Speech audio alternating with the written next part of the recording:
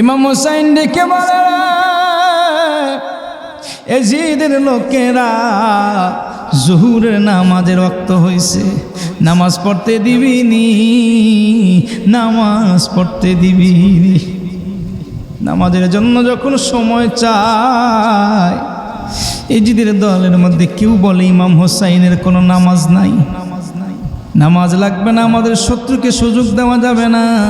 আবার কেউ বলে নামাজ পড়তে দাও, নামাজ পড়তে দিল।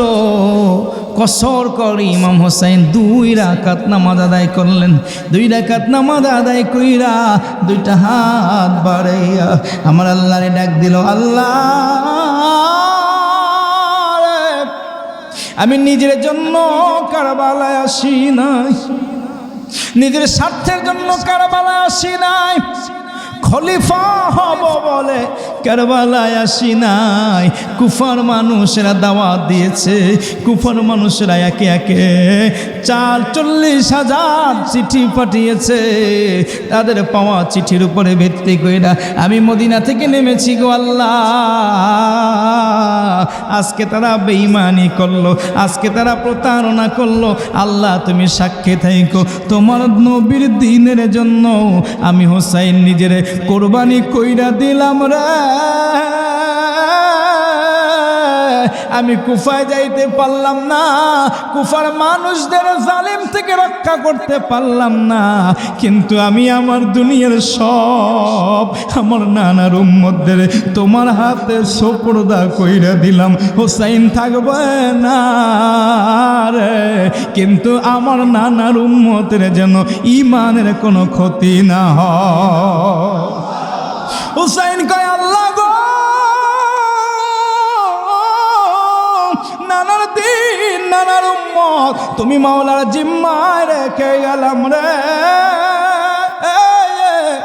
আমি হুসাইন চলে যাই, আমি যদি মরেও যাই, আমার নানার দিন জমিনে লুটাইতে দিও না, ফাসেকের হাতে নষ্ট হইতে দিও না।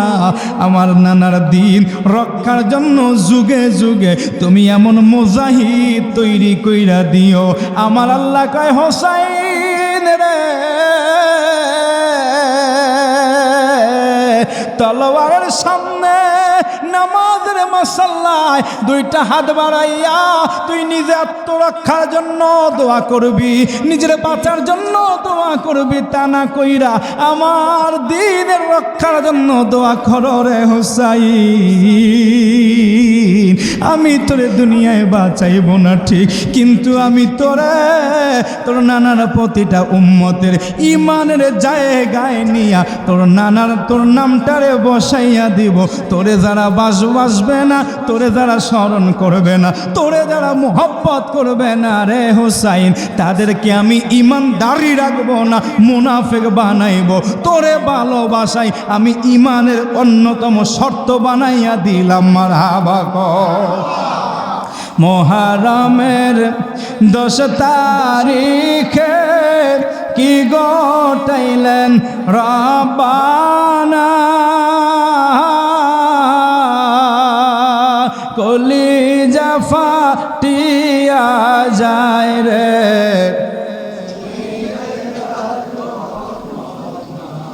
মুহররমের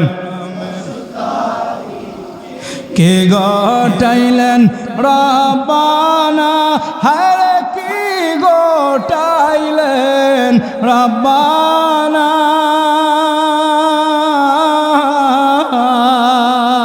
কলিজা ফাটিয়া যায় রে, বলিতে সেই ঘটনা।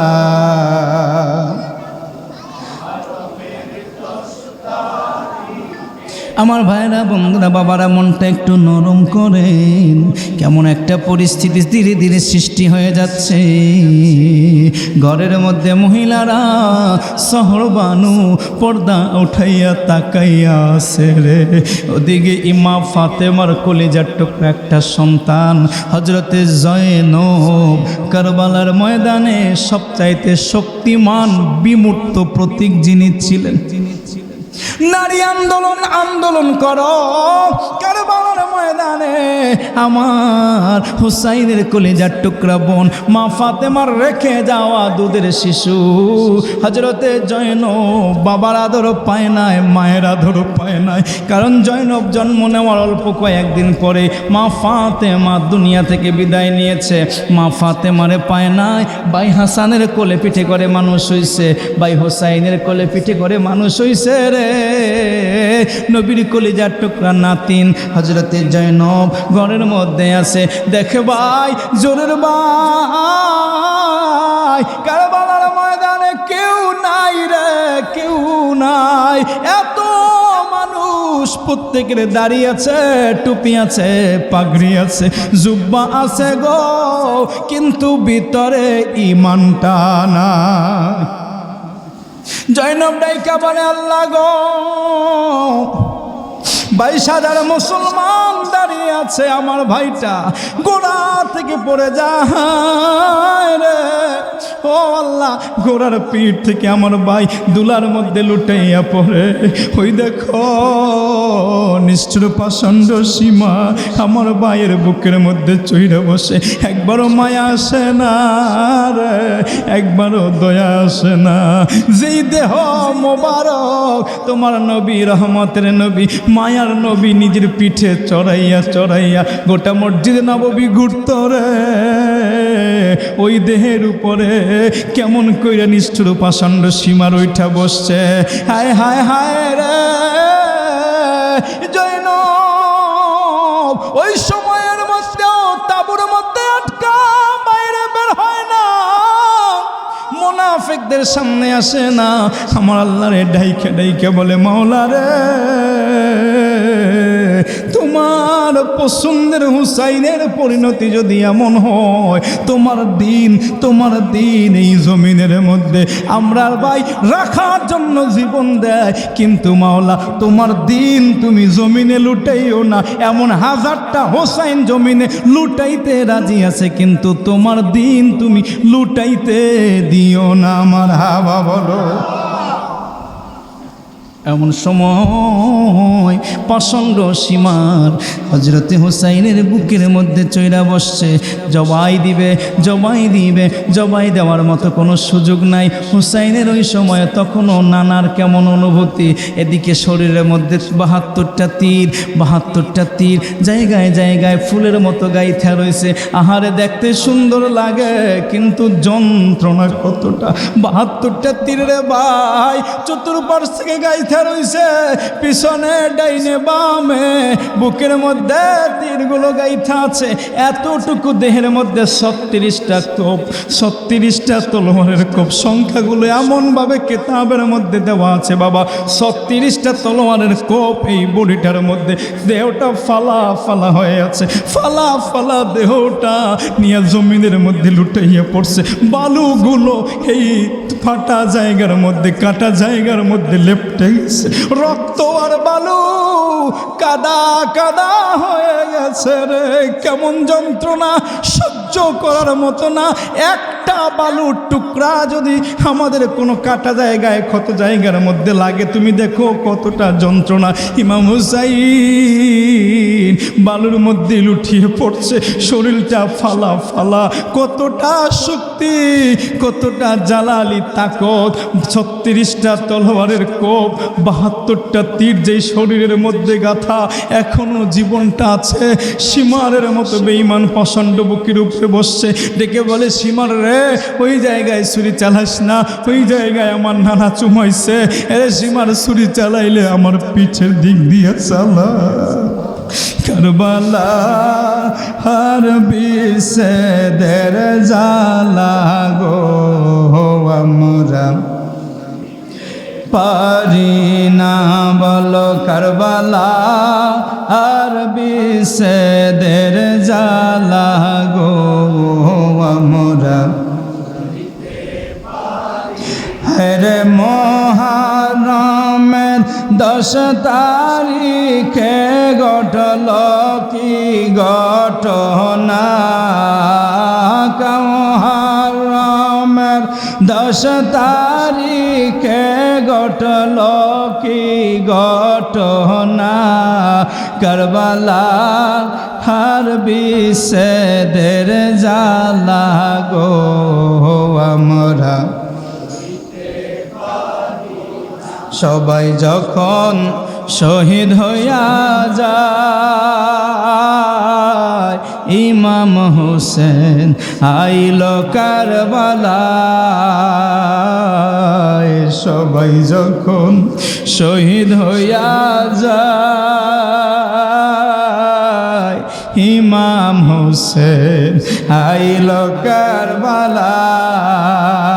ওরে চারদিক হইতে তীর মারতে সে জিদের দলেরা, চারদিক হইতে তীর মারতে সে জিদের দলেরা, কারবালা হার বিচ্ছেদের জ্বালা গো আমরা কারবালা আর বিচ্ছেদের জ্বালা গো আমরা মাওরারি জিও গোরারি মানুষ মরে সারি সারি ও মাওরারি জিওরারি মানুষ মরে সারি সারি ও ওরে কাশেমের লাশ লইয়া কান্দে বিবি সকিনা, হরে কাশেমের লাশ লইয়া কান্দে বিবি সকিনা, কারবালা হার বিচ্ছেদের জ্বালা গো আমরা কারবালা হার বিচ্ছেদের জ্বালা গো আমরা। হরে মুহররমের 10 তারিখে ঘটল কি ঘটনা, মুহররমের 10 তারিখে কারবালা আর বিচ্ছেদের জ্বালা গো আমরা সইতে। ইমাম হোসেন যখন শহীদ হইয়া যায়, রওজা পাকে কান্দে নবী মুস্তাফা। ইমাম হোসেন যখন শহীদ হইয়া যায়, রওজা পাকে কান্দে নবী মুস্তাফা। হরে জান্নাতে গরাইয়া কান্দে আলী আর ফাতেমা, জান্নাতে গরাইয়া কান্দে আলী আর ফাতেমা, কারবালা হার বিচ্ছেদের জ্বালা গো আমরা কারবালা হার বিচ্ছেদের জ্বালা গো আমরা। আসমান কান্দে জমিন রে কান্দে, আরশ কান্দে, আসমান কান্দে জমিন রে কান্দে, আল্লাহ তাআলা আরশ কান্দে। ওরে লাম কামে বৈশা দেখে স্বয়ং রব্বানা হরে লামকামে বৈশা দেখেন স্বয়ং রব্বানা কারবালা হর বিসদের জালা গো আমরা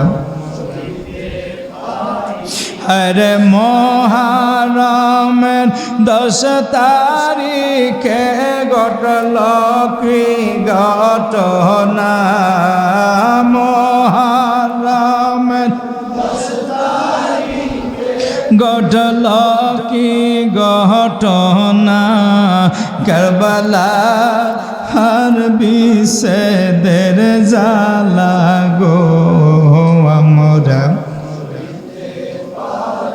কারবালা হর বিসদের জালা গো আমরা নবী রহমাতাল লিল আলামিনের কোলে 2টা পূর্ণিমার চাঁদের মতো নাতি আমার আল্লাহ দিয়ে দিলেন। এই শেষ জীবনে নাতিদেরকে দেখা আমার নবী এত খুশি হয়েছেন, এত খুশি হয়েছেন। আমার মালিক আল্লাহর দরবারে সেজদায় পইরা শুকর জানায় আর নিজ খরচে বকরি কিনা জবাই কইরা আকিকা দিয়া নাম রাখে হাসান, নাম রাখে হুসাইন। এত সুন্দর, এত সুন্দর, হাসানও সুন্দর, হুসাইনও সুন্দর। হাসানও ভালো, হুসাইনও ভালো। আল্লাহরে জানাইতে চাই মাওলা 4টা সন্তান কাইরা নিসরে কষ্ট দিছো, আমি সব কষ্ট ভুইলা গেছি আমার এই 2টা সুন্দর নাতি দেওয়ার কারণে। নবী প্রতিদিন তার খামখেয়ালির মাত্রা, প্রতিদিন আমার নবীর বায়নার মাত্রা, আমার নবীর ছেলে মানুষের মাত্রা দিন দিন বেড়ে যাচ্ছে। সাহাবায়ে কিরাম দেখে অবাক হয়ে যাচ্ছে। হযরত ওমর তো একবার ডেকে বললই, আহা কি ঘোড়া টানা চালাচ্ছে, কত দামি একটা ঘোড়া। আমার নবী গায় ওমর, তুই আমার নাতির ঘোড়াটাকে দামি বললি, তুই কি সওয়ারিটা দেখো না, তুই ঘোড়ার উপরে কত দামি সওয়ারিটা আছে। মারহাবা বল। ঘোড়ার পিঠে চালাচ্ছে নবী ঘোড়া, আর হাসান আর হোসাইন এরা হচ্ছে যাত্রী, এরা হচ্ছে সাওয়ারি। ওমর কেন বলল যে ঘোড়াটা দাম? আরে ওমর তো বলছে আসলে তো সত্য কথা, রহমাতাল লিল আলামিন আল্লাহর হাবিব বিশ্ব জাহানের বাদশা তিনি ঘোড়া হয়ে যাচ্ছেন। ওমর কি ভুল বললেন? না, ওমর ভুল বলে নাই, কিন্তু আমার নবী এটাও সহ্য করতে পারে না। আমার নবী কয় যে আমার চাইতেও আমার নাতিদের দাম বেশি। মারহাবা বল। আমার ভাইয়েরা, বন্ধুরা, বাবারা, মাবুদের দরবারে আমার নবী রাহমাতুল লিল আলামিন চাদরের মধ্যে হাদিস চাদরের মধ্যে শীতের দিন সকালবেলা নবী আমার চাদরটা গায়ের মধ্যে জড়াইয়া রৌদ্রের মধ্যে বেরিয়েছেন। ফাতেমা এসেছে, আমার নবী ডেকে তুললেন। আমার আলী এসেছে, আলীকেও চাদরের মধ্যে নিলেন। আমার হোসাইন হাসান এসেছে, আমার নবী চাদরের মধ্যে নিলেন। একটা চাদরের মধ্যে 5 জন। এবার আমার আল্লাহর কাছে ডেকে বলে, আল্লাহ এরাই আমার আহলে বায়ত। ও আল্লাহ, যারা এদেরকে ভালোবাসে আমি আল্লাহ তাদের ভালোবাসি। আল্লাহ তোমার কাছে বলি গো, আর এদের যারা ভালোবাসবে আমি নবী ভালোবাসি, তুমি আল্লাহ তাদের ভালোবাসো। নবী আমার ঘোষণা করলেন, আমার হাসান আমার হোসাইন আমার থেকে এসেছে রে, যারা একে ভালোবাসবা আমি আল্লাহর কাছে কসম করে বলি আমি নবী তাদেরকে ভালোবাসবো, আমার আল্লাহ তাদেরকে ভালোবাসবে। মারহাবা বল। এদেরকে যারা কষ্ট দিবা মনে রাখবা তারা যেন আমি নবীকে কষ্ট দিল। এই জন্য খবরদার আমার হাসান আর হোসাইনকে তোমরা কষ্ট দিও না। নবীরা হালে বায়াতের উপর যে বান্দার নাই মোহাব্বত, নবীরা হালে বায়াতের উপর যে বান্দার নাই মোহাব্বত, কাট্টা কাফের দুনিয়া দোজখের কীট নবীর শাফায়াত পাইবে না, নবীর শাফায়াত পাইবে নবী বলছে পাইবে না। একটা লোক নামাজ পড়তে পড়তে দেহটা করলো কালাম, পাঞ্জাতনের উপর সেই জন মোহাব্বত রাখলো না। হজ যাকাত সে যতই করুক সকলই হইবে বরবাদ বাবা। হজ যাকাত সে যতই করুক সকলই হইবে বরবাদ। কাট্টা কাফের দোজখের কীট নবীর শাফায়াত পাইবে না, নবীর শাফায়াত। মারহাবা বলেন। মান কুনতুম মাওলাহু বলে হাদিসের ঘোষণা, ফাআলিয়ুন মাওলাহু বলছে শাই রব্বানা। আমি যার মাওলা আলী তার মাওলা, দুইজনারই একই সাথ বাবা। আমি যার মাওলা আলী তার মাওলা, দুইজনারই একই সাথ। কাট্টা কাফের দোজখের কীট নবীর শাফায়াত পাইবে না, নবীর শাফায়াত। নবীর আহলে বায়াতের উপর যেই বান্দার নাই মোহাব্বত, নবীর আহলে বায়াতের উপর যেই বান্দার নাই মোহাব্বত। কাট্টা কাফের দোজখের কীট নবীর শাফায়াত পাইবে না, নবীর শাফায়াত। আমার পুকুর পাড়ার বাবারা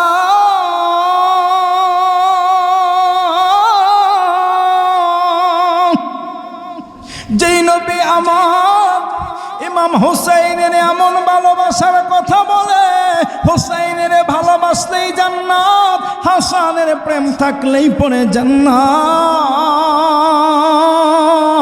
আমার নবী আবার সার্টিফিকেট দেয় সৈয়দুশ শাবাবি আহলিল জান্নাহ। জাননি জাননি ও আল্লাহ, আমার সন্তানদের এত দুনিয়া থেকে নিয়ে গেলা, নবুয়তি তো দিলা না, এখন আমার কোলে দুইটা নাতি দিস। নবুয়তি চাই না কিন্তু তোমার কাছে চাই, আকিকা দিলাম গো। আকিকা দেওয়া বাবা সুন্নত, আকিকায় যাওয়াও সুন্নত, আকিকায় গিফট নেওয়াও সুন্নত। অনেকে আকিকার দাওয়াত দেয়, আবার বলে আমার বাড়ি আকিকা, আপনি কিছু নিয়ে আসবেন না। ওই মেয়ে আকিকাই জানে না আকিকা কি লেগে দেওয়া হয়। আকিকার ছাগল জবাই করে আমার কাছে ফতোয়া জিগাইতে, হুজুর বাপ মা কি খাইতে পারবো?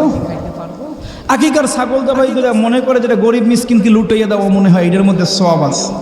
এটা বোকাম, ও জানেই না যে আকিকা কি লেগে দিতে হয়। আপনি আকিকা দিতে হয় নাতি হওয়ার পরে। দাদাই মিষ্টি বিলায় না, কথা কন না, মিষ্টি কেন বিলান? খুশিতে, আনন্দে, ঠেলায়, ঠিক কিনা? ভান্ডারি মিষ্টি, আসলাম সুইটের মিষ্টি, মনের পর মন, ঠিক কিনা? এই মিষ্টি বিলানটাই মূলত আকিকা। এ দাদাই বোঝে না দেখা এই মিষ্টি বিলায় আকিকা করে না। কি করে না? পরে আকিকা করে, কিন্তু এটা করে লুডাইয়া দেয় না। লুডানো না, লুডাইবে কে? যে যার সামর্থ্য নাই সে। মূলত আকিকা ছাগল দুইটা জবাই দিয়া বিরিয়ানি রান্ধেন, ভাত রান্ধেন, যেমনি রান্ধেন জাহেন দিয়া আপনজন, আত্মীয় স্বজন, লোকজন, পাড়া প্রতিবেশী যারা আছে এদের সবাইকে নিয়া, গরিব মিসকিন সব নিয়া একসাথে বইয়া আনন্দ চিত্তে, সন্তুষ্ট চিত্তে খাওয়া, এটাই হচ্ছে আকিকা। যতজন আছে সবাই খাবে, অর্থাৎ খাওয়ার মাধ্যমে আনন্দ উৎসব করা হচ্ছে কি আকিকা।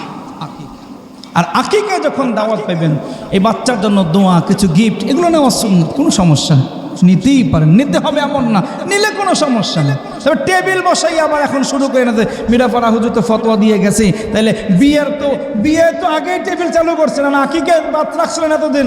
মিরাপাড়া হুজুরের ফতোয়া পাইয়া না আকিকায় টেবিল বইয়েন না ভাই, মাপ চাই, দোয়াও চাই।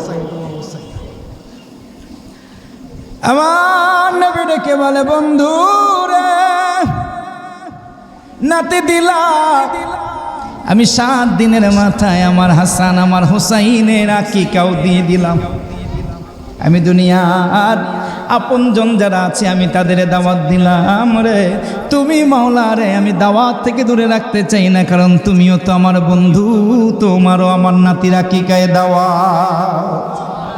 দাওয়াত দিছে কে? নবী। কাকে দিছে? আল্লাহকে দাওয়াত দিছে। এবার আমার নবী ডেকে বলে, আল্লাহ গো,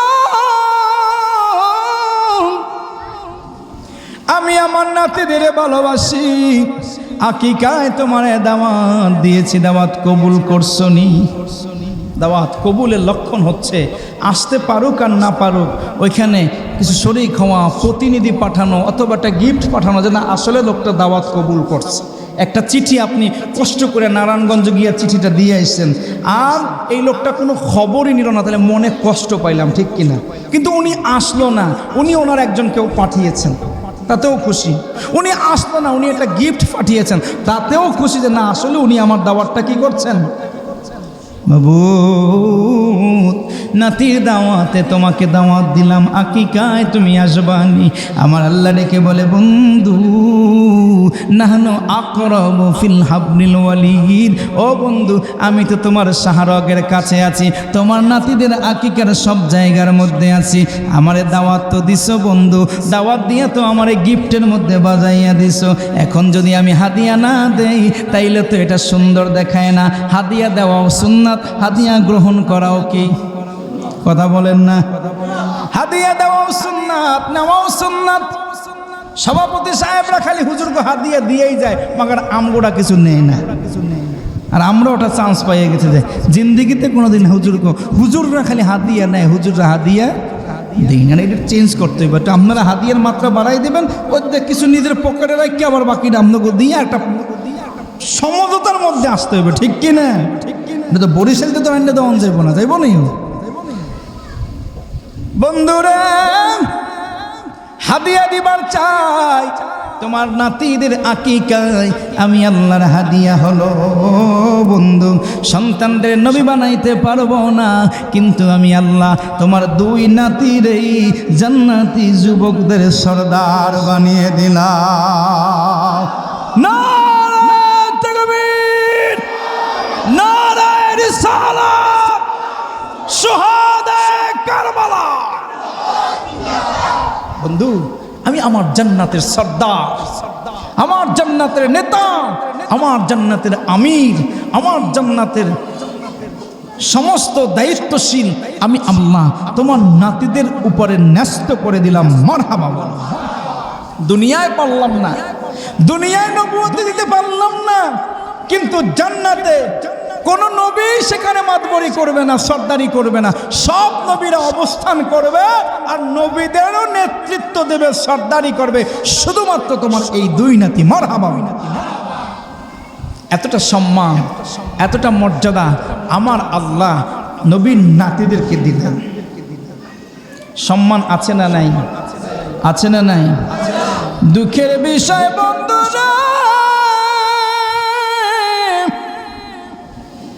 কারবালার ময়দানে মুসলিম ইবনে আসাদ,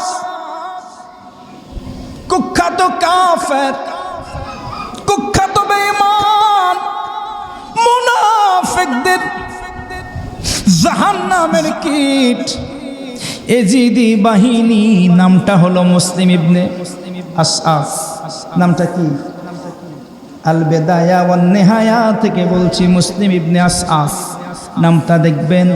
এই জাহান্নামের কুখ্যাত কীট 9 তারিখ হয়তোবা শুক্রবার অথবা শনিবার, 9 তারিখ 9 মুহররম, ইমাম হোসাইনের সামনে আসছে। ইমাম হোসাইনও বের হয়েছেন, শুধুমাত্র কথা একটা, কেন কেন পানিটা বন্ধ করে দিলা? পানি চালু রাখো, তোমাদের সঙ্গে তো আমাদের আলোচনা চলতেছে, যা হওয়ার তো একটা হবে, একটা কথা হয়ে যাবে, পরামর্শ একটা হবে, সিদ্ধান্ত একটা হবে। হয় আমাকে কুফা যাইতে দিবা, নয়তো আমাকে মদিনায় ফিরে যাইতে দিবা, অথবা আমাকে অন্য একটা দিকে যাইতে দিবা। কারণ ইমাম হোসাইন চায় নাই এজিদের সঙ্গে যুদ্ধে জড়াইবে। ইমাম হোসাইন চায় নাই একটা যুদ্ধ ঘইটা যাক। ইমাম হোসাইন চাইছে রে আমর ইবনে সাদ, আমর ইবনে সাদ এই নামটাও মনে রাখবেন। 22,000 মুনাফিকের মুসলমানের সর্দার হচ্ছে আমর ইবনে সাদ। একটু বাবা পরিচয়টা জেনে নেন। ইমাম হোসাইনের বিরুদ্ধে তলোয়ার ধরছে, সেনাপতির দায়িত্ব পালন করতেছে যেই আমর ইবনে সাদ। ওই আমর ইবনে সাদের বাবার নাম হচ্ছে সাদ ইবনে আবি ওয়াক্কাস। সাদ ইবনে আবি ওয়াক্কাস আমার নবী 10 জন মুমিনের 10 জন সাহাবীকে জান্নাতি সুসংবাদ দিছে। আশারায়ে মুবাশশারার 10 জন জান্নাতি সুসংবাদ প্রাপ্ত সাদ ইবনে ওয়াক্কাসের সন্তান হচ্ছে আমর ইবনে সাদ, ইমাম হোসাইনের বিরুদ্ধের প্রধান সেনাপতি। নাউজুবিল্লাহ বলে।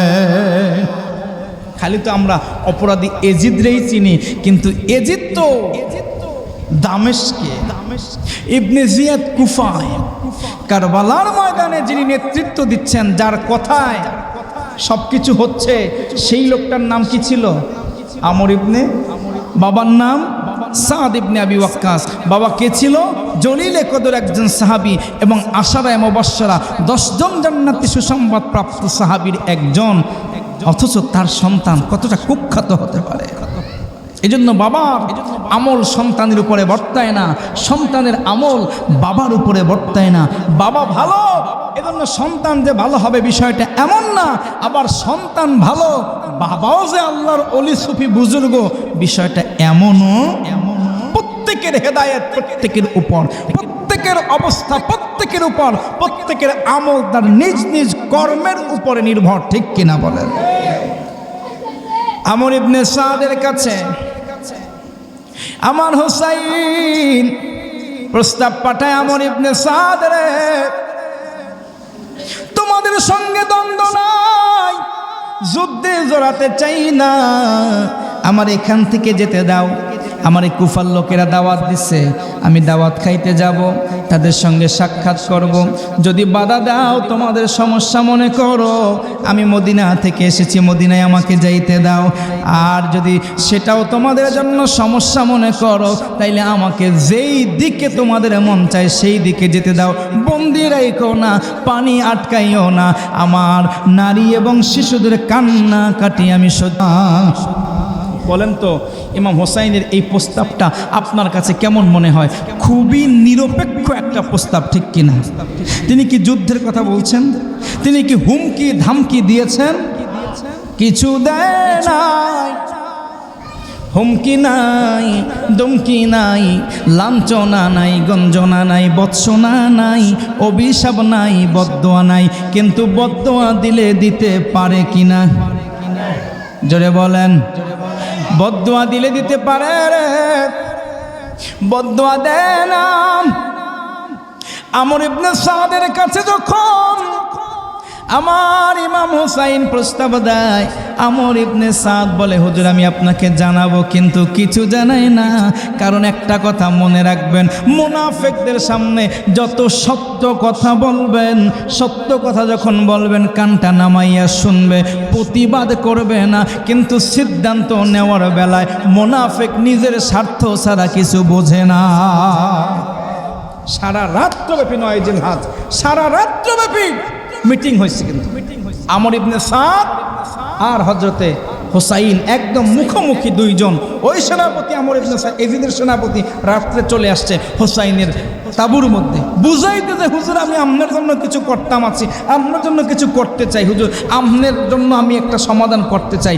অথচ এই মুনাফিক তখনই পারত হুজুরকে বের করে দিতে, ওই রাতের মধ্যে তিনি পারতেন একদিকে সরিয়ে দিতে, কিন্তু সেটা না। হুজুর আপনি অপেক্ষা করেন, আমি দেখি কি করি। আর ওদিকে গিয়ে ওই চিন্তা করে এজিদ ওরে প্রস্তাব দিছে, আমর ইবনে সাদ যদি আমার পথের কাটা হোসাইনকে তুমি সরিয়ে দিতে পারো, তাহলে আমি তোমাকে রায় এর গভর্নর নিযুক্ত করব।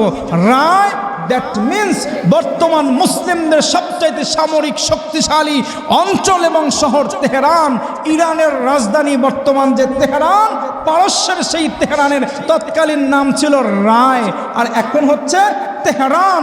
এই তেহরানের গভর্নর পাওয়ার জন্য আমর ইবনে সাদ কয় 1.5 টাকা পাশিয়া, আয় হায় আমি যদি হোসাইনকে ছেড়ে দেই তাইলে তো আমি আর তেহরান পাবো না, আমার তো তেহরান পেলে তো জীবনটা চলে দেবে, পোলামাইয়ে পরে পোষাম খাইয়া লইয়া যেতে পারবে। এরা জান্নাত চাই না দুনিয়া চায়, কত বড় কপাল পোড়া, ঠিক কিনা বলে? কি একটা তেহরান, কি একটা অঞ্চলের একটু শাসক হবে, এই জন্য এরা জান্নাত ছেড়ে দিচ্ছে। জান্নাতের নেতা তাদেরকে সাইরা এরা দুনিয়ার কোন ফাসেক কুখ্যাত জালেম কাফের এজিদের কথা শুনতেছে সামান্য একটা অঞ্চলের ক্ষমতা পাওয়ার জন্য। কোনো সমাধান হলো না। রাত্রটা পার হয়ে গেল, 10ই মুহররম ফজর হয়ে গেল। সকাল বেলা মুসলিম ইবনে আসাদ নামের এই জঘন্য মুনাফিকটা ইমাম হোসাইনের কাছাকাছি চলে আসছে ইমাম হোসাইনকে গালি দেওয়ার জন্য। ইমাম হোসাইনকে গালি দেয়, ঘোড়াটা দৌড়াইয়া ইমাম হোসাইনের তাবু বরাবর আসছে। তাবুর একটু দূরে অদূরে, একটু দূরে মাঝখানে ইতিহাস বলে আল বেদায়া অন নেহায়া বলে একটা পরীক্ষা, অথবা পাহাড়ের দুই টিলার মাঝখানে একটা গর্ত জায়গা, নিচু জায়গা, নিচু জায়গার উঁচু এক জায়গায় হচ্ছে ইমাম হোসাইন দাঁড়ানো, আর এক জায়গায় এই মুসলিম ইবনে আশআস দাঁড়ানো। এমন সময় মুসলিম ইবনে আশআস ইমাম হোসাইনের জন্য বদদোয়া করে, জঘন্য জঘন্য ভাষায় ইমাম হোসাইনকে গালিগালাজ করছে। ইমাম হোসাইন সবগুলো সহ্য করেছে, শুনছে, আর ইমাম হোসাইন অবাক হচ্ছে, এরা কি বলে? আমার নানা রহমাতাল লিল আলামিন আমাদেরকে বলে গেছে জান্নাতের যুবকদের সর্দার, আমাদেরকে বলে গেছে জান্নাতি, আর এরা আয়সা আমার উপরে লানত দিচ্ছে, ভৎসনা দিচ্ছে, অভিশাপ দিচ্ছে, বদদোয়া করছে। কি একটা অবস্থা! ডেকে ডেকে বলছে হোসাইন তোমার উপরে লানত পড়ুক, তোমার উপর আল্লাহর গজব পড়ুক, এইরকম কথা মুসলিম ইবনে আশআস বলছে। কিছুক্ষণ শোনার পরে হযরতে হোসাইন বললেন, এই তুমি কাকে কি বলছো? তুমি কি জানো না আমার নবী যে আমাদেরকে জান্নাতের সর্দার বলেছেন? আমরা জান্নাতের সর্দার, আর তুমি আমাদেরকে লানত দিচ্ছ। তোমার লানত আল্লাহ তোমার উপরে পতিত করুক, তোমার লানত তোমার উপরে দেখ। এবার আমার আল্লাহ আমর ইবনে আশআসের লানতকে সহ্য করতে পারলেন না, ইমাম হোসাইনের গালিগালাজ সহ্য করতে পারলেন না। আমর ইবনে আশআস মনের তৃপ্তি মিটাইয়া গালি দিয়া যেই না মাত্র যাওয়া দিচ্ছে, পিছনের দিকে ঘোড়া ঘুরাইয়া যেই না মাত্র ঘোড়ার পিঠে চাবুক ছুঁড়েছে, এমন ভাবে পাগলা ঘোড়া দৌড় দিছে রে, আমর ইবনে আশআস ওই জায়গার মধ্যে একটা ধাক্কা খাইয়া ঘোড়ার নিচে পইড়া গেছে। আমর ইবনে আশআস ঘোড়ার নিচে পড়ে গেছে। ঘোড়ার নিচে পড়া আমর ইবনে আশআস ওই জায়গায় ঘোড়ার খুঁড়ে কতগুলো ধাক্কা খাইয়া এমন একটা পাথরের সাথে ধাক্কা খাইছে, এই ধাক্কার সঙ্গে সেই জায়গার মধ্যে আগুন জ্বলে উঠছে। কোথা থেকে আগুন চলে আসছে কোনো খবর নাই। আল বেদায়া ও নেহায়ার মধ্যে ইমাম ইবনে কাসির রহমাতুল্লাহ আলাই এই ইতিহাসটা লিখেছেন যে এই আমর ইবনে আশআস এই জায়গার মধ্যে ঘোড়া থেকে ছিটকে পড়ে গেছে, ঘোড়ার খুরের ধাক্কা খাইয়া ওই জায়গার মধ্যে আদমরা হয়ে গেছে এবং ওই গর্তটার মধ্যে আগুন জ্বলে উঠছে। ইমাম হোসেন তাকাইয়া তাকাইয়া দেখতেছে বেয়াদবের শাস্তি সামনে সামনে একদম চোখের সামনে আল্লাহ দেখিয়ে দিলেন। এমন শাস্তি দেখার পরে নিষ্ঠুর মুনাফিকদের ভিতরে কোনো বোধের উদয় হয় না, মানবতা চলে আসে না, আল্লাহর ভয় চলে আসে না। মনে রাখবেন আমার ভাইরা, বন্ধুরা, বাবারা, কাফের হেদায়েত সম্ভব কিন্তু মুনাফিকের কোনোদিন হেদায়েত হয় না। এই জন্য আমার আল্লাহ বলছেন ইন্নাল মুনাফিকিনা ফিদ দারকিল আসফালি মিনান নার।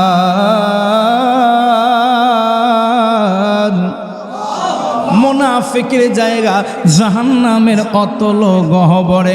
কাফের কোনো একদিন তওবা করতে পারে, কিন্তু মুনাফিক কোনো দিন তওবা করে না। মুনাফিকের তওবা নসিব হয় না, কারণ মুনাফিক ক্ষণে ক্ষণে রূপ বদলায়। মুনাফিকের বোঝা বড় দায়। আমার নবীও কোনো দিন মুনাফিকের চূড়ান্ত অবস্থা ঠিক মতন ধরতে পারে নাই। এই জন্য নবী আমার বলে, শোনো, কাফেরেরা আমারে যতটা কষ্ট না দিছে তার চাইতে বেশি কষ্ট দিছে এই নিষ্ঠুর মুনাফিকেরা। কেমন মুনাফিকরা? আমর ইবনে সাদ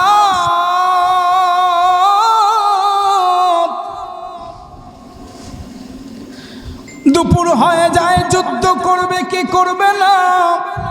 এর আগে হোসাইনের পরিবারের ৭২ জন পুরুষের মধ্য থেকে আর কেউ নাই, মাত্র 12 জন।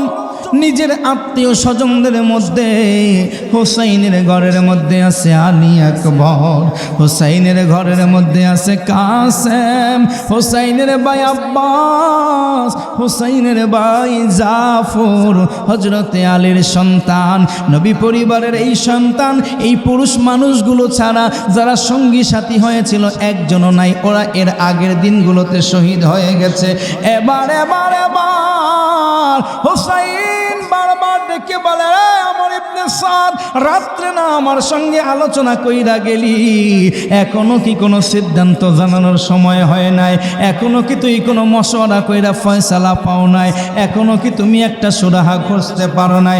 এদিকে আমার ছেলে মেয়েগুলো যায়, পিপাসায় ফাইটা যায়, তোর লোকেরা আমার দুধের বাচ্চাটারে পর্যন্ত তীর মাইরা হত্যা করছে। এরে আমর ইবনে সাদ, আমি তোর দিকে তাকিয়ে আছি। তুই না রাত্রে আমারে ভরসা দিয়া গিয়েছিলি, তুই না আমাকে বলেছিলি হুজুর দেখি একটা কি অবস্থা হয়। এরে আমর ইবনে সাদ রে, 22,000 মানুষের মধ্যে লুকাইয়া থাকিস না, 22 রে আয়, আমার সঙ্গে যে কথা দিয়েছিলে কথা দে। কিন্তু বাইরে ভাই, মুনাফিকের ক্ষমতা যত বেশি হোক না কেন, মুনাফিক কোনোদিন সত্যের মুখোমুখি হতে পারে? আরো জোরে বলেন। ইমাম হোসাইন আমর ইবনে সাদের নাম দইরা ডাকতেছে। 22,000 মুনাফিকের মধ্যে খবরগুলো চলে যাচ্ছে, কানে কানে খবর চলে যাচ্ছে। আমর ইবনে সাদ ভয় পেয়ে গেল, ইমাম হোসাইন যদি এমন করে ডাকে রে, আমার সৈন্যদের মনোবল ভেঙে যাবে।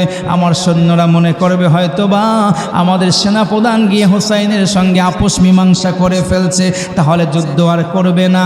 আমর ইবনে সাদ কত বড় মুনাফিক, কত বড় বাটপার, কত বড় লোভী, কত বড় একজন স্বৈরাচার। আমর ইবনে সাদ বলে, নিজে একটা তীর নিয়া ওই সামনে থেকে আইসা আমর ইবনে সাদ বলতেছে, ও এজিদ বাহিনী, আমরা হোসাইনকে দেখব না, আমরা নবীর পরিবার দেখব না, আমাদের সামনে যিনি আছে ইনি হচ্ছে আমাদের শত্রু, আমরা শত্রুর সঙ্গে মোকাবেলা করব। সবার আগের তীরটা আমি মারলাম।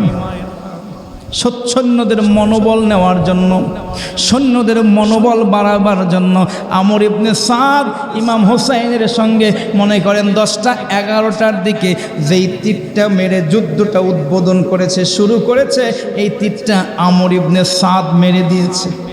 আমর ইবনে সাদ এইটা মাইরা বলে, আরে আমরা সামনে কি আছে ওইটা আমাদের দেখার বিষয় না, আমরা শত্রুর সঙ্গে মোকাবেলা করতেছি, শত্রুর সঙ্গে যুদ্ধ করব, তোমরা কি দাঁড়িয়ে থাকবে না যুদ্ধ করবে? যুদ্ধ করার জন্য আমি কিন্তু তীর মেরে আজকের যুদ্ধ শুরু করে দিলাম। ইমাম হোসাইন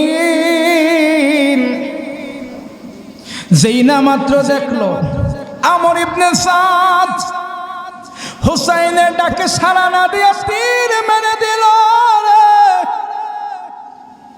ইমাম হুসাইন ডেকে বলে, আমর ইবনে সাদ রে, আজকে যদি তোর বাবা সাদ ইবনে আবি ওয়াক্কাস, নবীজির কত নরম কোমল হৃদয়ের একজন সাহাবী ছিল, বাইচা থাকতো রে, নিজ হাতে তুই আমর ইবনে সাদ রে জবাই কইরা দিত। কেমন মুনাফিক রে ভাই। এই জন্য মুনাফিকের কোনো ধর্ম নাই, মুনাফিকের কোনো পরিবার নাই, মুনাফিকের ভাই কোনো বর্ণ হয় না। মুনাফিক আপন মানুষটাও মুনাফিক হতে পারে, জোরের ভাইটাও মুনাফিক হতে পারে, আত্মীয়টাও মুনাফিক হতে পারে, এমনকি জন্ম দেওয়া নিজের ঔরসের সন্তানও মুনাফিক হতে পারে কি পারে না বলে। মুনাফিক থেকে সাবধান থাকবেন। আমাদের আশেপাশে বহু মানুষ মুনাফিক আছে, বহু মানুষের মধ্যে এই মুনাফিকি খাসিয়াত এখনো আছে কি নাই? আছে কি নাই? বন্ধুরে, হযরত ইমাম হুসাইন 12 জন লোক লইয়া একটা ব্যারিকেড তৈরি করে দাঁড়ালেন, মাত্র 12 জন।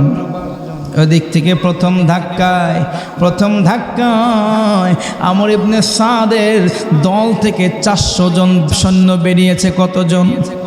জোরে বলেন। 400 জন সৈন্য বের হইয়া 12 জনের ব্যারিকেডকে চতুর্দিক থেকে ঘিরে ফেলেছে। ইমাম হুসাইন আর তার সঙ্গীর সাথীদের তলোয়ার সূর্যের মতো ঝলসে উঠছে, ডানে চায় না বামে চায় না। ইমাম হুসাইনের সঙ্গী যারা আছে, আপন যারা আছে, এরা প্রত্যেকেই চায় জীবনের কোনো দাম নাই, আমাদের কোনো রাজ্য লাগবে না, রাজত্ব লাগবে না, আমাদের জন্য লাগবে ইমাম হুসাইনের জীবন বাঁচানো। যুদ্ধ করতে করতে এক একটা তলোয়ারে 10-এর উপরে, কেউ 10 জন, 12 জন, 20 জন, এমন করে করে তলোয়ার দিয়ে হত্যা করতেছে। আহত কত মানুষ হচ্ছে তার কোনো হিসাব নাই। কিন্তু কতজন আর মারবে? চতুর্দিকে তো 22,000 মুনাফিক দাঁড়ানো। কতজন? জোরে কর না। 22,000। 400 আইছে, এখান থেকে 400 মইরে গেলেও বাকি, আবার তো 400 আইসা ব্যারিকেড দিয়ে দাঁড়াবে। মানে এত মারে কিন্তু মাগার লোক কমে না। এদিকে হুসাইনের সঙ্গীদের ঘোড়াগুলোকে ওরা ক্ষতবিক্ষত করে, ঘোড়াগুলোকে ওরা সরিয়ে ফেললো। প্রতিটা ঘোড়া পড়ে গেল, এরা আর দৌড়াতে পারছে না, হাঁটতে পারছে না, দাঁড়াতে পারছে না। এবার হুসাইনের সঙ্গী যারা ছিলেন প্রত্যেকবার হেঁটে হেঁটে যুদ্ধ করছে, পায়ে হেঁটে হেঁটে দৌড়ে দৌড়ে যুদ্ধ করছে, দাঁড়িয়ে দাঁড়িয়ে যুদ্ধ করছে, তলোয়ার চালাচ্ছে। কিন্তু কতক্ষণ আর চালাবে? এক একজন ধীরে ধীরে দুর্বল হয়ে যাচ্ছে, নিস্তেজ হয়ে পড়ছে, প্রত্যেকে শাহাদাত বরণ করছে। ঘণ্টা খানেকের মধ্যে হুসাইন ডানে বামে সামনে পিছনে আর ব্যারিকেডে তাকে রক্ষার জন্য আর কাউকে খুঁজে পাচ্ছে না, কারণ সবাই শহীদ হয়ে গেছে। এবং জোহরের রক্তটা চলে আসছে। ইমাম হুসাইন ডেকে বলে, এজিদের লোকেরা, জোহরের নামাজের রক্ত হয়েছে, নামাজ পড়তে দিবিনি, নামাজ পড়তে দিবিনি। নামাজের জন্য যখন সময় চায়, এজিদের দলের মধ্যে কেউ বলে ইমাম হুসাইনের কোনো নামাজ নাই, নামাজ লাগবে না, আমাদের শত্রুকে সুযোগ দেওয়া যাবে না। আবার কেউ বলে নামাজ পড়তে দাও, নামাজ পড়তে দিল। কসর করে ইমাম হুসাইন 2 রাকাত নামাজ আদায় করলেন। 2 রাকাত নামাজ আদায় কইরা 2টা হাত বাড়াইয়া আমার আল্লাহরে ডাক দিল, আল্লাহ, আমি নিজের জন্য কারবালায় আসি নাই, নিজের স্বার্থের জন্য কারবালায় আসি নাই, খলিফা হব বলে কারবালায় আসি নাই। কুফার মানুষেরা দাওয়াত দিয়েছে, কুফার মানুষেরা একে একে 40,000 চিঠি পাঠিয়েছে। তাদের পাওয়া চিঠির উপরে ভিত্তি কইরা আমি মদিনা থেকে নেমেছি গো আল্লাহ। আজকে তারা বেঈমানি করলো, আজকে তারা প্রতারণা করলো। আল্লাহ তুমি সাক্ষী থাইকো, তোমার নবীর দ্বীনের জন্য আমি হুসাইন নিজের কোরবানি কইরা দিলাম রে। আমি কুফায় যাইতে পারলাম না, কুফার মানুষদের জালিম থেকে রক্ষা করতে পারলাম না, কিন্তু আমি আমার দুনিয়ার সব আমার নানার উম্মতদের তোমার হাতে সোপর্দা কইরা দিলাম। হুসাইন থাকবে না রে, কিন্তু আমার নানার উম্মতের যেন ঈমানের কোনো ক্ষতি না হয়।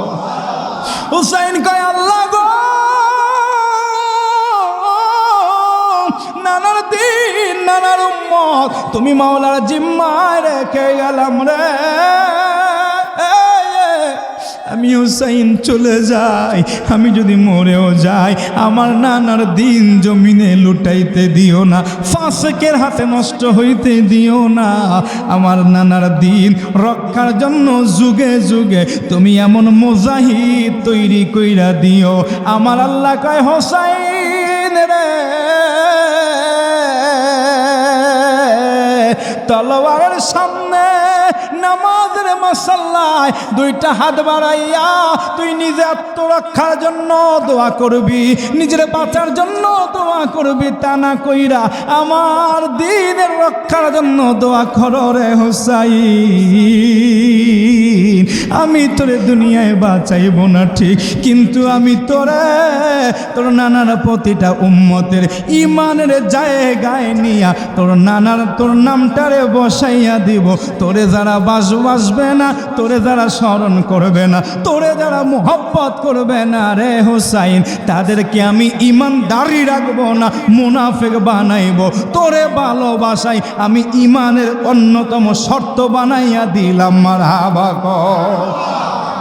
মুহররমের 10 তারিখে কি গোটাইলেন রব্বানা, কলিজা ফাটিয়া যায় রে।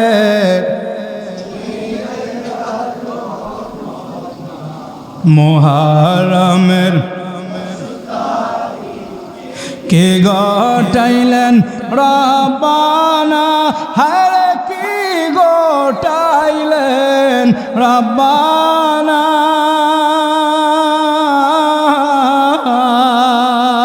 কলিজা ফাটিয়া যায় রে বলিতে সেই ঘটনা।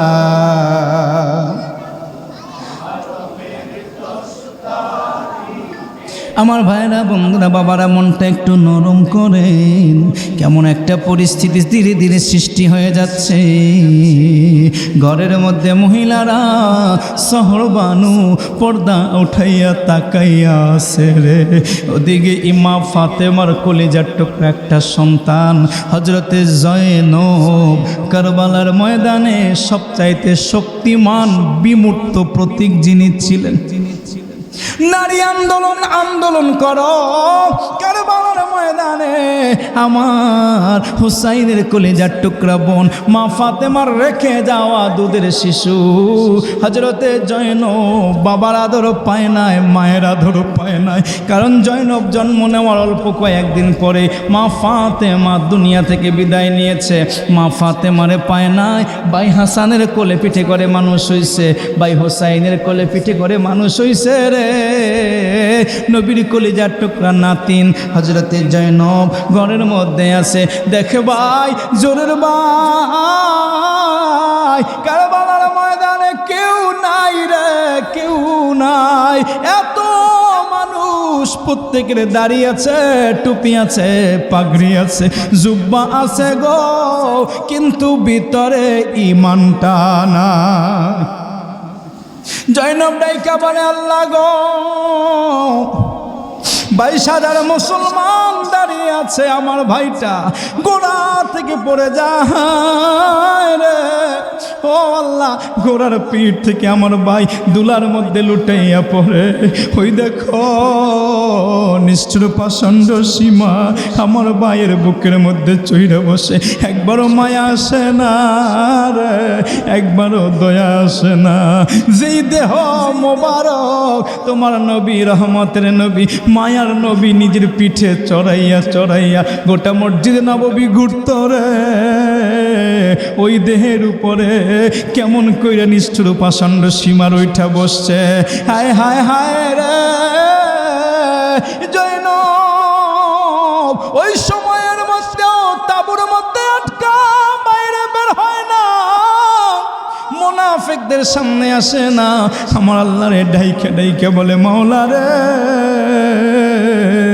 তুমি তোমার পছন্দের হুসাইনের পরিণতি যদি এমন হয়, তোমার দিন এই জমিনের মধ্যে আমরা ভাই রাখার জন্য জীবন দেয়, কিন্তু মাওলা তোমার দিন তুমি জমিনে লুটাইও না। এমন হাজারটা হোসাইন জমিনে লুটাইতে রাজি আছে, কিন্তু তোমার দিন তুমি লুটাইতে দিও না। আমার হাবা বলো। এমন সময় পাষণ্ড সীমার হযরতে হুসাইনের বুকের মধ্যে চৈরা বসছে। জবাই দেওয়ার মতো কোনো সুযোগ নাই হুসাইনের ওই সময়। তখনও নানার কেমন অনুভূতি, এদিকে শরীরের মধ্যে 72টা তীর জায়গায় জায়গায় ফুলের মতো গাইথা রয়েছে। আহারে দেখতে সুন্দর লাগে, কিন্তু যন্ত্রণা কতটা। 72টা তীর রে ভাই, চতুর্পার্শ্ব থেকে গাইথা রইছে, পিছনে ডাইনে বামে বুকের মধ্যে তীরগুলো গাইথা আছে। এতটুকু দেহের মধ্যে 36টা কোপ, 36টা তলোয়ারের কোপ। সংখ্যাগুলো এমনভাবে কেতাবের মধ্যে দেওয়া আছে বাবা, 36টা তলোয়ারের কোপ এই বডিটার মধ্যে। দেহটা ফালা ফালা হয়ে আছে, ফালা ফালা দেহটা নিয়ে জমিনের মধ্যে লুটাইয়া পড়ছে। বালুগুলো এই ফাটা জায়গার মধ্যে, কাটা জায়গার মধ্যে লেপটে গেছে। রক্ত আর বালু কাদা কাদা হয়ে গেছে রে। কেমন যন্ত্রণা, সহ্য করার মতো না। একটা বালুর টুকরা যদি আমাদের কোনো কাটা জায়গায়, ক্ষত জায়গার মধ্যে লাগে, তুমি দেখো কতটা যন্ত্রণা। ইমাম হুসাইন বালুর মধ্যে লুটিয়ে পড়ছে, শরীরটা ফালা ফালা। কতটা শক্তি, কতটা জালালি তাকত। 36টা তলোয়ারের কোপ, 72টা তীর যেই শরীরের মধ্যে গাথা, এখনো জীবনটা আছে। সীমারের মতো বেঈমান পাষণ্ড বুকের উপরে বসছে, ডেকে বলে সীমার রে, ওই জায়গায় ছুরি চালাস না, ওই জায়গায় আমার নানা চুমাইছে। এরে সীমার ছুরি চালাইলে আমার পিঠের দিক দিয়ে চালা। কারবালা হার বিষেদের জ্বালা গো আমরা পারি না বলো। কারবালা আর বিষেদের জ্বালা গো আমরা হেরে মহারমের 10 তারিখে ঘটল কি ঘটনা। মহারমের 10 তারিখে ঘটল কি ঘটনা। কারবালা হার বিষেদের জ্বালা গো আমরা সবাই যখন শহীদ হইয়া যায়, ইমাম হোসেন আইল কারবালায়। সবাই যখন শহীদ হইয়া যায়, ইমাম হোসেন আইল কারবালায়। ওরে চারদিক হইতে তীর মারতে সে জিদের দলেরা। চারদিক হইতে তীর মারতে সে জিদের দলেরা। কারবালা হার বিষেদের জ্বালা গো আমরা কারবালা আর বিষেদের জ্বালা গো আমরা মাওরারি জিও গোরারি মানুষ মরে সারি সারি ও মাওরারি জিওরারি মানুষ মরে সারি সারি ও ওরে কাশেমের লাশ লইয়া কান্দে বিবি সকিনা হরে কাশেমের লাশ লইয়া কান্দে বিবি সকিনা কারবালা হার বিসেদের জালা গো আমরা কারবালা হার বিসেদের জালা গো আমরা হরে মহারমের 10 তারিখে ঘটল কি ঘটনা মহারমের 10 তারিখে কারবালা আর বিসেদের জালা গো আমরা সইতে ইমাম হোসেন যখন শহীদ হইয়া যায় রোজা পাকে কান্দে নবী মুস্তাফা ইমাম হোসেন যখন শহীদ হইয়া যায় রোজা পাকে কান্দে নবী মুস্তাফা হরে জান্নাতে গরাইয়া কান্দে আলী আর ফাতেমা জান্নাতে গরাইয়া কান্দে আলী আর ফাতেমা কারবালা হার বিসেদের জালা গো আমরা কারবালা হার বিসেদের জালা গো আমরা আসমান কান্দে জমিনের কান্দে আরশ কান্দে আসমান কান্দে জমিনের কান্দে আল্লাহ তাআলা আরশ কান্দে ওরে লামকামে বৈশা দেখে স্বয়ং রব্বানা হরে লামকামে বৈশা দেখেন স্বয়ং রব্বানা কারবালা হর বিসেদের জালা গো আমরা হরে মহারমের 10 তারিখে ঘটল কি ঘটনা মহারমের 10 তারিখে ঘটল কি ঘটনা কারবালা হার বিসেদের জালা গো আমরা কারবালা হার বিসেদের জালা গো আমরা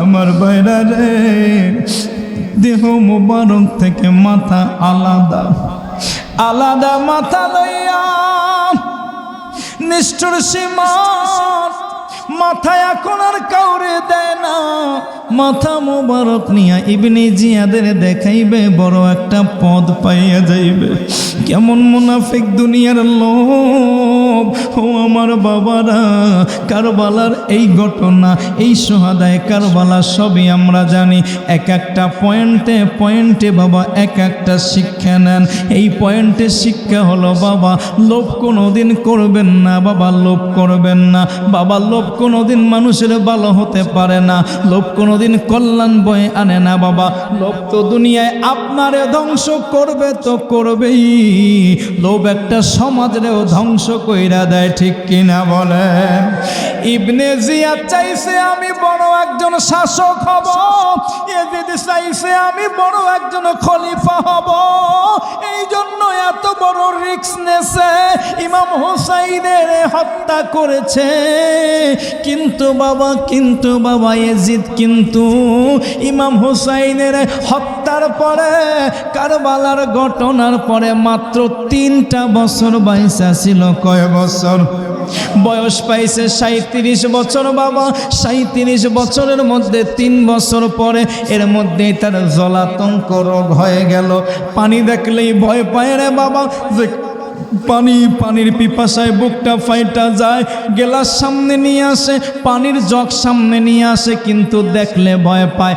এক ফোঁটা পানিও শেষ জীবনে ইয়াজিদ মুখে নিতে পারে নাই, কারণ ফোরাত নদী বন্ধ কইরা আমার হোসাইনের যেই মুনাফিক কষ্ট দেয়, যেই জাহান্নামের কাফের কুকুর কীট কষ্ট দেয়, আমার আল্লাহ কয় ফোরাত বন্ধ কইরা আমার হোসাইনের কষ্ট দিছ রে ইয়াজিদ, আমি মাওলা তোর জন্য পানি চিরদিনের জন্য বন্ধ কইরা দিলাম।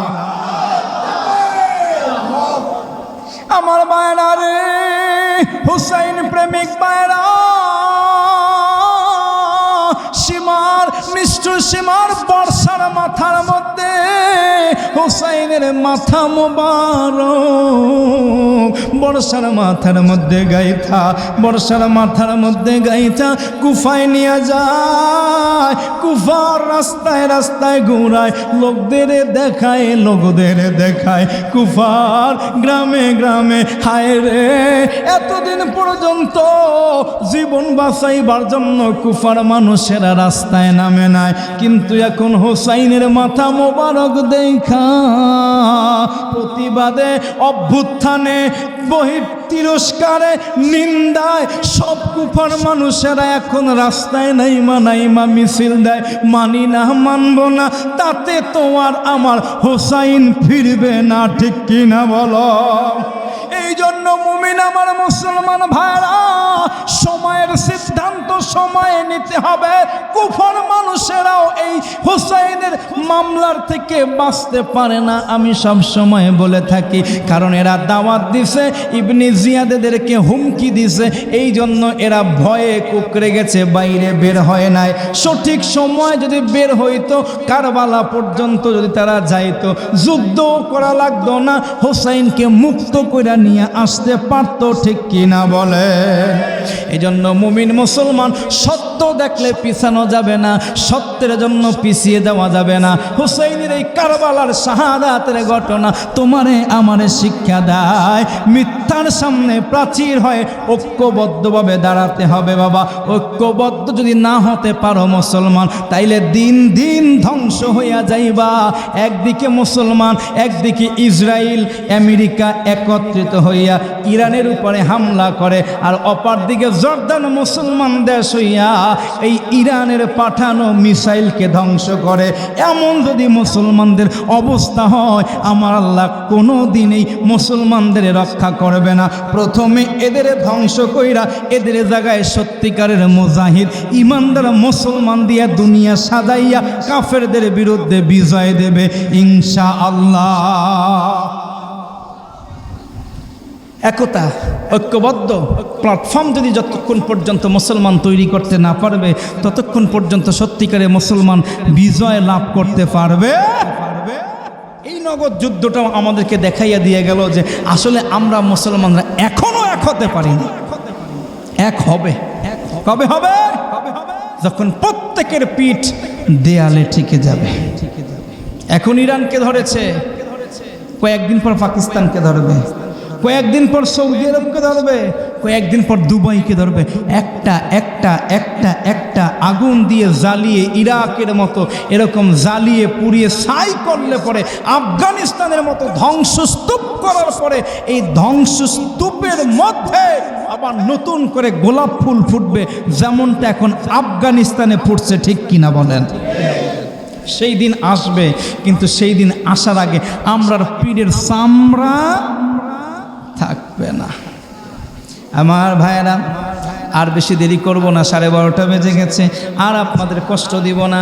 শেষ কথাটা বলে দিচ্ছি, আমার মুসলমান ভাইয়েরা, ইমাম হোসাইন ওনার দেহ মোবারক, মাথা মোবারক নিয়া ইবনে জিয়াদের সামনে রাখছে। কত বড় নিষ্ঠুর পাষণ্ড এই ইবনে জিয়াদ! একটা কুখ্যাত মুনাফিক, একটা চরিত্রহীন লোক, একটা লম্পট লোক এবং একটা জারজ সন্তান। ওবায়দুল্লাহ ইবনে জিয়াদ, এই লোকটার নাম কি? ওবায়দুল্লাহ ইবনে জিয়াদ। এই লোকটা এজিদের চাইতেও এক ধাপ এগিয়ে ছিল। একটা কথা মনে রাখবেন সব সময়, নেতার চাইতে নেতার চামচার হামকে দামকে দাপট বেশি, ঠিক কিনা? এই জন্য সমস্ত বড় বড় নেতাদেরকে ডুবায় তার চামচারা, ঠিক কিনা বলেন? বর্তমানেও আমরা দীর্ঘ 17 বছর অপরাজনীতির শিকার ছিলাম। ভেবেছিলাম দেশটা মনে হয় মুক্ত হবে, অনেক রক্ত ঝরেছে, তো রক্তের প্রতি তো মানুষের বিশ্বাস ভক্তি এটা থাকে, কিন্তু না, সেই মুক্তি আমরা পেলাম না।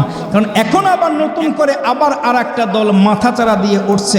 আজকের ঢাকার চকবাজার মিটফোর্ডের ঘটনা, সাদার কারণে একটা দলের উপরে আঙ্গুল তোলা হচ্ছে।